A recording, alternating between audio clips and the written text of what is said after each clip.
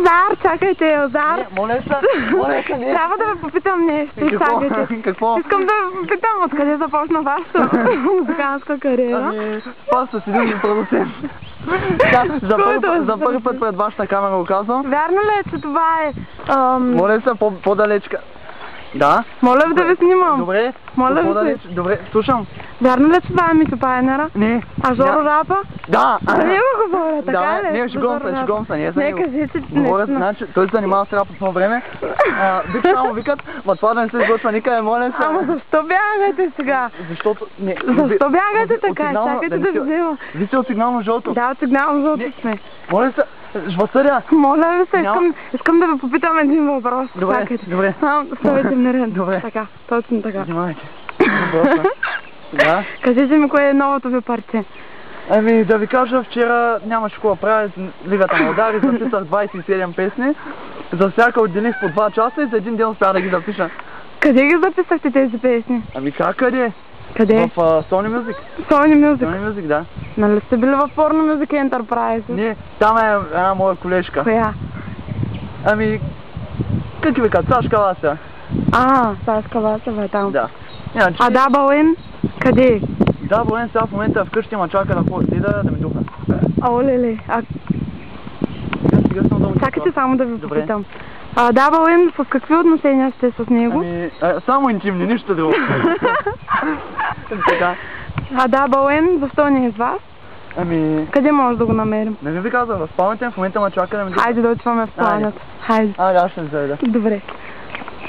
Да. Насам? Да ви попитам с Жоро Рапа, в какви отношения сте? Само колегиални. Само колегиални. Double N го няма.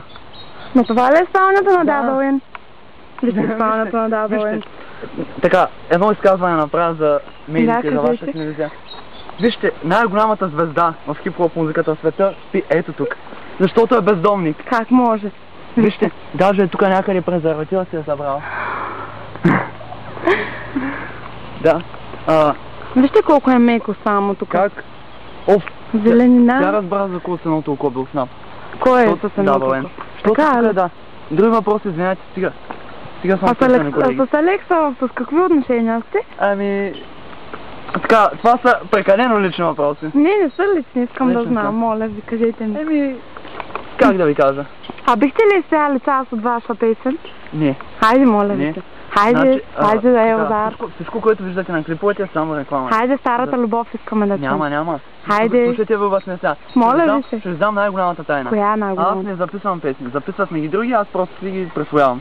Аз съм най-големия плагиат на света. Да. А кой ви ги пее тези песни? Едно циганче фанах на улицата, много добре рапира. Той наистина има циганска глас, това циганче. И падава циганчето на живото. Хайде, започнете сега на ваша песен. Не мога.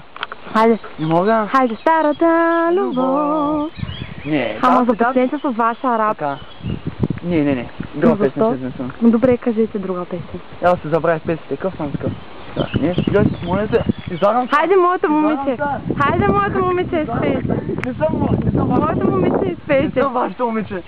Никога няма да те обикна, с тази мисъл едва ли се свикна. Ти за мен си просто лъжец. Смятам, че си долен подлец. Думи мили отново изричаш. Лъжеш се, че ме не обичаш. Не, няма ваша да ставам. Тази песен, между другото, толкова я мразя, че ако я чуеш двама, ще чупя камерата. Не чупете камерата, вие сте много...